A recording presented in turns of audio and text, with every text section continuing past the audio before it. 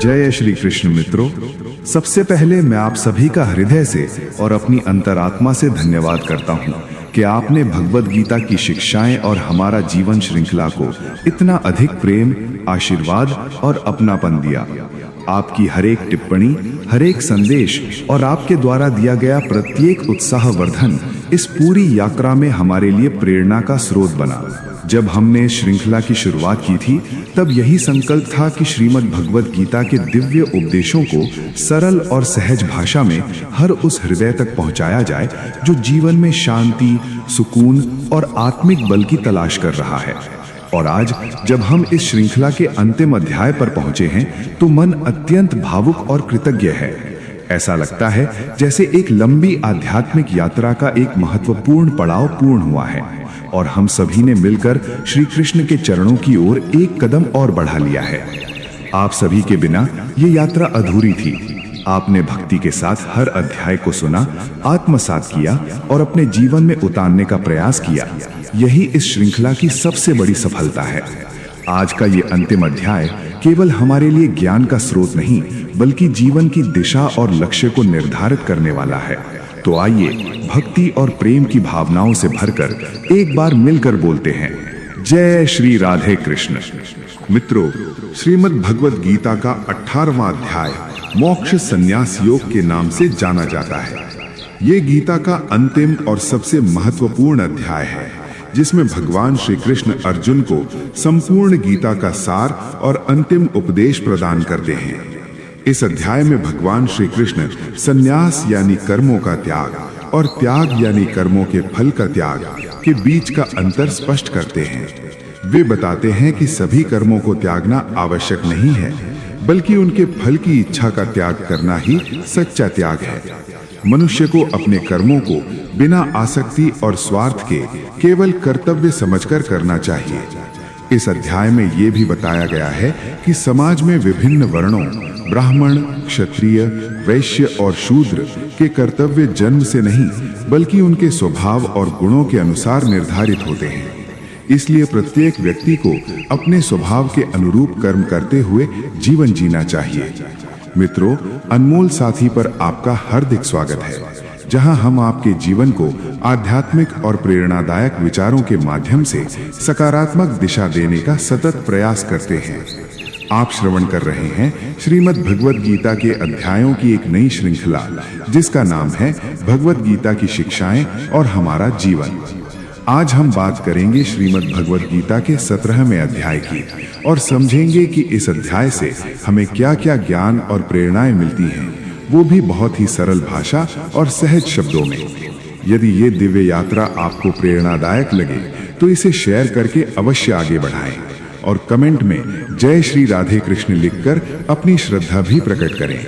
मित्रों, श्रीमद् भगवद गीता के 17वें अध्याय में हमने विस्तार से जाना कि मनुष्य के कर्म, भोजन, यज्ञ, तप तथा ज्ञान आदि को किस प्रकार 3 गुणों सात्विक, राजसिक और तामसिक में विभाजित किया गया है।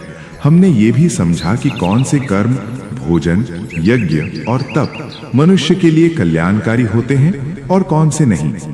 अब हम प्रवेश कर रहे हैं श्रीमद् भगवद गीता के 18वें और अंतिम अध्याय में, जहां भगवान श्री कृष्ण हमें ये बताते हैं कि त्याग और संन्यास क्या एक ही होते हैं या दोनों में कोई अंतर है।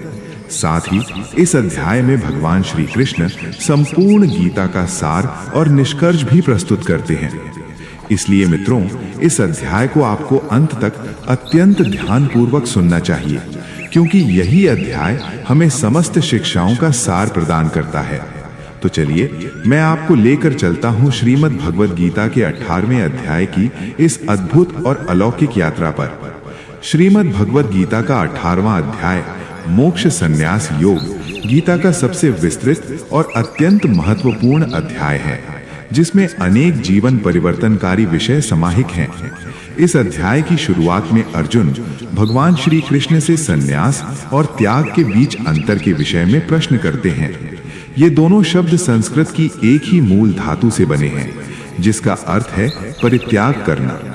भगवान श्री कृष्ण समझाते हैं कि सन्यासी वो होता है जो गृहस्थ जीवन का त्याग कर केवल साधना में लीन रहता है। जबकि त्यागी वो है जो कर्म करते हुए भी उसके फल की इच्छा का त्याग कर देता है। भगवान श्री कृष्ण इस प्रकार के कर्म फल त्याग को श्रेष्ठ मानते हैं और स्पष्ट कहते हैं कि यज्ञ, दान, तप और कर्तव्य पालन जैसे कार्यों का कभी भी त्याग नहीं करना चाहिए, क्योंकि ये कर्म ज्ञानी व्यक्ति की अंतरात्मा को शुद्ध करते हैं। इन कार्यों को केवल कर्तव्य भाव से करना चाहिए, न कि फल की आसक्ति से। वे ये भी कहते हैं कि सभी प्रकार के धर्मों का त्याग कर केवल भगवान की भक्ति में मन, बुद्धि और आत्मा को समर्पित कर देना तथा पूर्ण शरणागत हो जाना ही परम और गोपनीय ज्ञान है। यदि इस अध्याय को दो भागों में समझें तो प्रथम भाग में भगवान श्री कृष्ण अर्जुन के अनेक महत्वपूर्ण प्रश्नों के उत्तर देते हैं, जैसे कर्म, ज्ञान, त्याग, संन्यास, कर्तव्य, गुण और स्वधर्म के विषय में। वहीं द्वितीय भाग में वे ये भी बताते हैं कि श्रीमद् भगवद गीता का अध्ययन, चिंतन, मनन तथा दूसरों को इसका ज्ञान देने से मनुष्य को कौन कौन से दिव्य लाभ प्राप्त होते हैं। श्री कृष्ण आहार, तप, ज्ञान, दान और श्रद्धा के विभिन्न वर्गीकरण का भी विस्तार से वर्णन करते हैं। अंततः जब ये उपदेश समाप्त होता है तब अर्जुन भगवान श्री कृष्ण से नम्रता पूर्वक कहते हैं कि उनका मोह नष्ट हो गया है, उनका मन शुद्ध हो गया है और अब वे पूर्ण रूप से भगवान की आज्ञा का पालन करने के लिए तत्पर हैं। मित्रों, इस अध्याय के प्रथम श्लोक में अर्जुन कहते हैं, संन्यासस्य महाबाहो तत्वमिच्छामि वेदितुम त्यागस्य च ऋषिकेशो पृथक केशि निषूदन। अर्थात, हे महाबाहो, मैं संन्यास और त्याग की वास्तविक प्रकृति को जानना चाहता हूँ। हे ऋषिकेश, मैं इन दोनों के बीच का अंतर समझना चाहता हूँ। इस पर भगवान श्री कृष्ण उत्तर देते हैं, काम्यानाम कर्मणाम न्यासम संन्यासम कवयो विदु सर्व कर्म फल त्यागम प्राहुस त्यागम विचक्षणा। अर्थात परम भगवान कहते हैं कि कामना से प्रेरित कर्मों का परित्याग विद्वानों द्वारा संन्यास कहा जाता है, जबकि सभी कर्मों के फलों का त्याग बुद्धिमानों द्वारा त्याग कहलाता है। अर्थात संन्यास और त्याग में मुख्य अंतर यह है कि संन्यास कर्म के परित्याग से संबंधित है, जबकि त्याग कर्म फल की इच्छा के त्याग से जुड़ा हुआ है। मित्रों, भगवान श्री कृष्ण अर्जुन को समझाते हैं कि कुछ लोग सभी कर्मों को दोषपूर्ण और दुख का कारण मानकर उनका परित्याग करने की सलाह देते हैं, जबकि कुछ विद्वान ये कहते हैं कि यज्ञ, तप और दान जैसे पवित्र कर्मों का कभी भी त्याग नहीं करना चाहिए। इसलिए हे अर्जुन, अब तुम मेरे द्वारा संन्यास और त्याग का वास्तविक अर्थ भली भांति समझो और त्याग के विषय में मेरा अंतिम निर्णय सुनो, क्योंकि त्याग 3 प्रकार का होता है और इसे समझना अत्यंत आवश्यक है। भगवान श्री कृष्ण कहते हैं कि यज्ञ, दान तथा तप पर आधारित कर्मों का कभी परित्याग नहीं करना चाहिए, बल्कि उन्हें अवश्य करना चाहिए, क्योंकि ये कर्म महान आत्माओं को भी शुद्ध करते हैं। इन सभी कार्यों को बिना किसी आसक्ति और फल की इच्छा के साथ किया जाना चाहिए।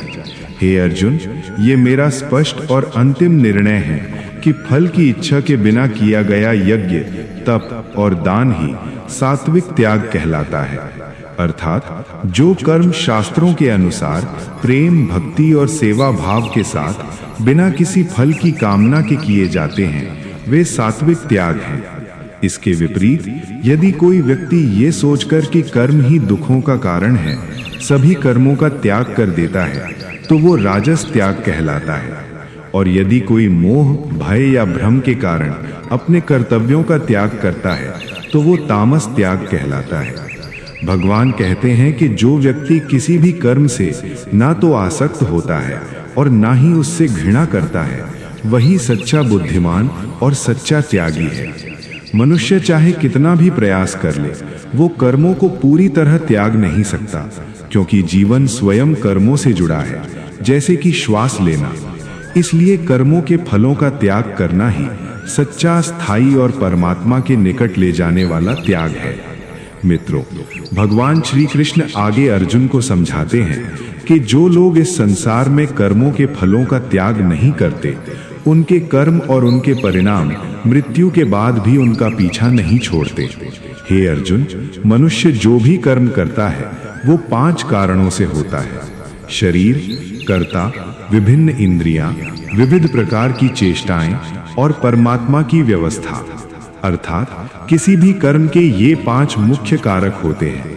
इसके अतिरिक्त ज्ञान, ज्ञेय यानी ज्ञान का विषय, और ज्ञाता, ये 3 तत्व किसी भी कर्म को प्रेरित करते हैं, जबकि कर्ता, करण और क्रिया, ये 3 तत्व कर्म के संपादन और उसके परिणाम के लिए उत्तरदायी होते हैं। हे अर्जुन, ज्ञान, कर्ता और कर्म, ये तीनों भी प्रकृति के गुणों के अनुसार 3 प्रकार के होते हैं। जिस ज्ञान में परमात्मा को एक, अविनाशी, सर्वव्यापी और समस्त प्राणियों में समान रूप से स्थित माना जाता है, वह सात्विक ज्ञान कहलाता है। जो ज्ञान विभिन्न रूपों और नामों में परमात्मा को देखता है, वह राजस ज्ञान है। और जो ज्ञान वास्तविक सत्य को न समझकर भ्रम और सीमित दृष्टिकोण पर आधारित होता है, वह तामस ज्ञान कहलाता है। इसी प्रकार कर्म भी 3 प्रकार के होते हैं। जो कर्म शास्त्रों के अनुसार कर्तव्य भाव से, बिना फल की इच्छा और बिना स्वार्थ के किए जाते हैं, वे सात्विक कर्म कहलाते हैं। जो कर्म स्वार्थ, अहंकार, ईर्ष्या और अस्थिरता से प्रेरित होते हैं, वे राजस कर्म हैं। और जो कर्म मोह, क्रोध या किसी को हानि पहुंचाने की भावना से किए जाते हैं, वे तामस कर्म कहलाते हैं। इस प्रकार सात्विक कर्म करने वाला व्यक्ति सात्विक कर्ता कहलाता है, राजसिक कर्म करने वाला राजसिक कर्ता और तामसिक कर्म करने वाला तामसिक कर्ता कहलाता है। इसी प्रकार बुद्धि और संकल्प भी तीनों गुणों के अनुसार विभाजित होते हैं। हे अर्जुन, सात्विक, राजसिक और तामसिक कर्म करने वालों की बुद्धि और संकल्प भी क्रमशः सात्विक, राजसिक और तामसिक ही होते हैं। हे अर्जुन, सुख भी 3 प्रकार के होते हैं। बिना किसी कर्म फल की इच्छा के केवल परम ब्रह्म में ध्यान लगाकर जो सुख प्राप्त होता है, वह सात्विक सुख कहलाता है। ये प्रारंभ में विष के समान प्रतीत होता है, किंतु अंत में अमृत के समान मधुर फल देता है। ये सात्विक सुख शुद्ध बुद्धि और आत्मा की संतुलित अवस्था से उत्पन्न होता है। बल, बुद्धि, शक्ति, राज्य आदि की प्राप्ति से उत्पन्न सुख राजसिक सुख है। यह सुख प्रारंभ में अमृत के समान लगता है, किंतु अंततः विष के समान परिणाम देता है। नींद, आलस्य और वासना जैसी प्रवृत्तियों से उत्पन्न सुख तामसिक सुख कहलाता है, जो प्रारंभ से अंत तक आत्मा की प्रकृति को ढक देता है। इस समस्त ब्रह्मांड में इन 3 प्रकार के सुखों के अतिरिक्त और कुछ नहीं है। हे अर्जुन, ब्राह्मण, क्षत्रिय, वैश्य और शूद्रों के कर्तव्य उनके गुण और स्वभाव के अनुसार निर्धारित किए गए हैं, न कि जन्म के आधार पर। अपने मन और इंद्रियों को नियंत्रित करना, सभी प्राणियों का कल्याण करना, धर्म का पालन करना, बिना कर्तापन के कर्म करना और परमात्मा में ध्यान लगाना, ये सभी गुण ब्राह्मणों में पाए जाते हैं। बल, बुद्धि, दानशीलता, वीरता और शासन करना क्षत्रियों का कार्य है। कृषि, गोपालन, दुग्ध पालन और व्यापार वैश्य गुणों से युक्त लोगों के स्वाभाविक कर्म हैं। श्रम, सेवा और शारीरिक परिश्रम शूद्रों के प्राकृतिक कर्तव्य हैं। मित्रों, भगवान श्री कृष्ण अर्जुन को समझाते हैं, हे अर्जुन, दूसरों के धर्म और कर्म की तुलना में भले ही वो अधिक श्रेष्ठ क्यों न हो, तुम्हारा अपने स्वभाव और गुण के अनुसार किया गया अपना ही कर्म सर्वोत्तम होता है। यही वो वास्तविक मार्ग है जो मोक्ष के द्वार खोलता है। मनुष्य के कर्मों में कुछ न कुछ दोष अवश्य रहता है, फिर भी उसे अपने कर्तव्यों का त्याग नहीं करना चाहिए। अब मैं तुम्हें संक्षेप में ये बताता हूँ कि कोई भी व्यक्ति किस प्रकार भगवान को प्राप्त कर सकता है। कोई भी मनुष्य ब्रह्म को पाने की पात्रता प्राप्त कर सकता है यदि वो शुद्ध बुद्धि और दृढ़ निश्चय के साथ अपनी इंद्रियों को संयमित रखे, इंद्रिय विषयों का त्याग करे और राग द्वेष को अपने मन से दूर कर दे। जो व्यक्ति एकांत में निवास करता है, अल्प आहार लेता है, शरीर, मन और वाणी को नियंत्रित रखता है, सदैव ध्यान में लीन रहता है, वैराग्य का अभ्यास करता है और अहंकार, हिंसा, कामनाओं, संपत्ति के स्वामित्व और स्वार्थ से मुक्त रहता है, वही परम ब्रह्म के साथ एकत्व प्राप्त करने का अधिकारी बनता है। परम ब्रह्म की अनुभूति में स्थित ऐसा योगी मानसिक शांति प्राप्त करता है। वो न शोक करता है और न ही किसी कामना में बंधा रहता है, क्योंकि वो सभी के प्रति समान भाव रखता है।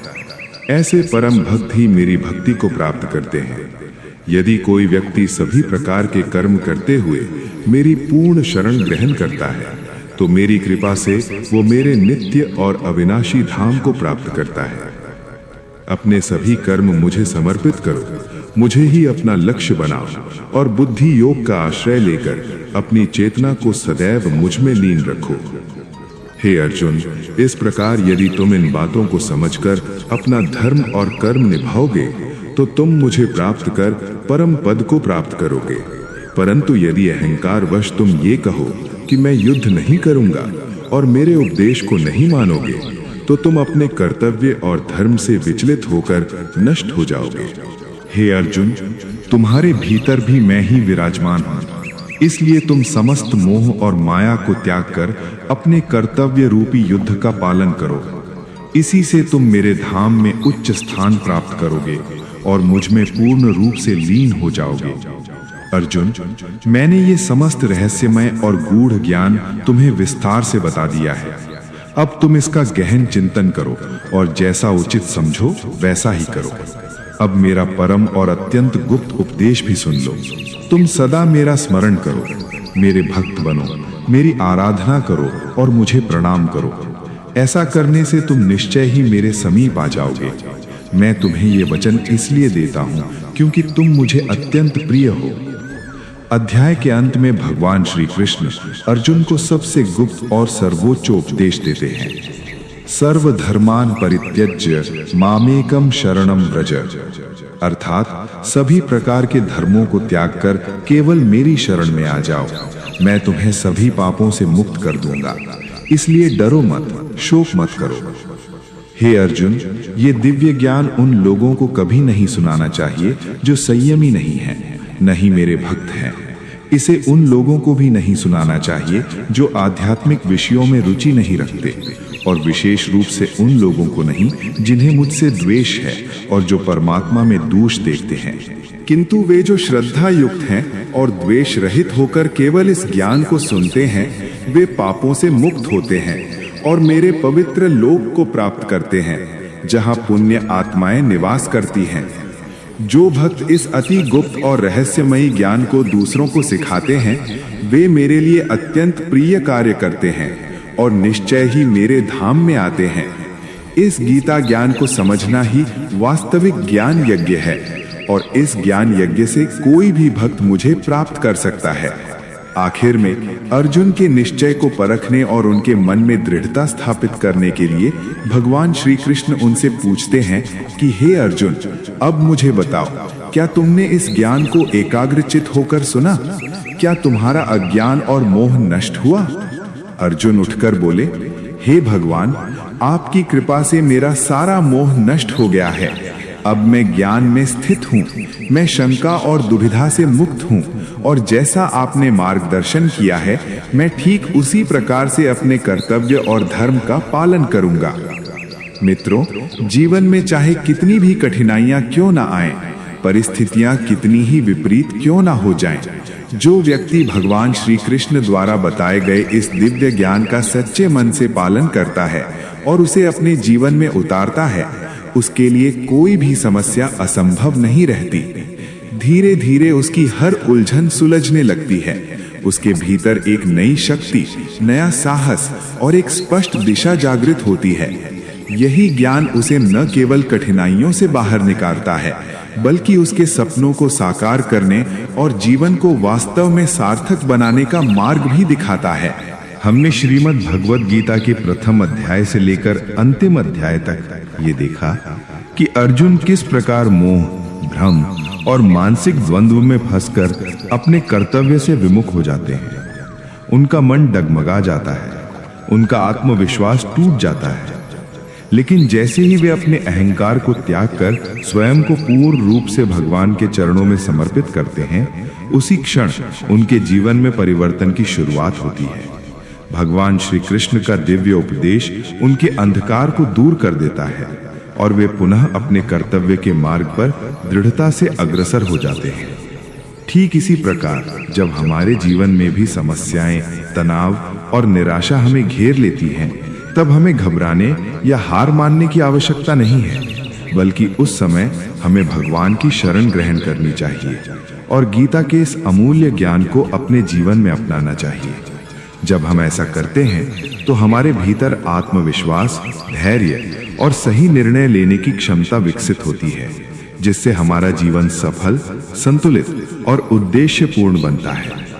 कुछ लोग ये मानते हैं कि श्रीमद् भगवद गीता केवल एक धर्म विशेष का ग्रंथ है, लेकिन ये सोच सीमित है।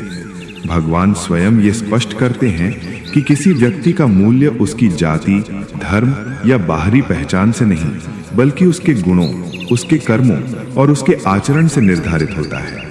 इसलिए गीता का ये दिव्य ज्ञान हर उस व्यक्ति के लिए है जो सत्य की खोज में है, जो अपने जीवन को बेहतर बनाना चाहता है और जो आत्मिक उन्नति की ओर बढ़ना चाहता है। मित्रों, ये संसार एक कर्म भूमि है जहां हर व्यक्ति को अपने कर्मों का फल अवश्य मिलता है। यहाँ कोई भी प्रयास व्यर्थ नहीं जाता और हर कर्म का परिणाम निश्चित होता है। इसलिए आवश्यक है कि हम अपने कर्मों को शुद्ध, सकारात्मक और उद्देश्यपूर्ण बनाएं। गीता हमें यही सिखाती है कि कर्म करते रहो, लेकिन फल की चिंता से मुक्त रहो और अपने कर्तव्य को ईश्वर को समर्पित करके निभाओ। अतः आप सभी से निवेदन है कि इस गीता ज्ञान को केवल सुनकर ही न छोड़ें, बल्कि इसे बार बार सुनें, समझें और अपने जीवन में उतारें। इसे अपने परिवार, अपने बच्चों और अपने मित्रों तक अवश्य पहुंचाएं, ताकि हर आयु का व्यक्ति इस दिव्य मार्गदर्शन से प्रेरणा ले सके। जब हर व्यक्ति अपने कर्म स्थल का अर्जुन बनकर भगवान श्री कृष्ण के उपदेशों को जीवन में अपनाएगा, तभी वो अपने जीवन का सर्वोच्च लक्ष्य प्राप्त कर सकेगा और सच्चे अर्थों में एक सफल और संतुष्ट जीवन जी पाएगा। मित्रों, आशा है कि आपको श्रीमद् भगवद गीता के इस अध्याय की ये सरल और सहज व्याख्या अवश्य ही पसंद आई होगी। मेरा प्रयास यही रहता है कि श्रीमद् भगवद गीता जैसे गूढ़ और गहन शास्त्र को भी सरल भाषा में आप तक पहुंचाया जा सके, ताकि हर कोई इसे अपने जीवन में उतार सके।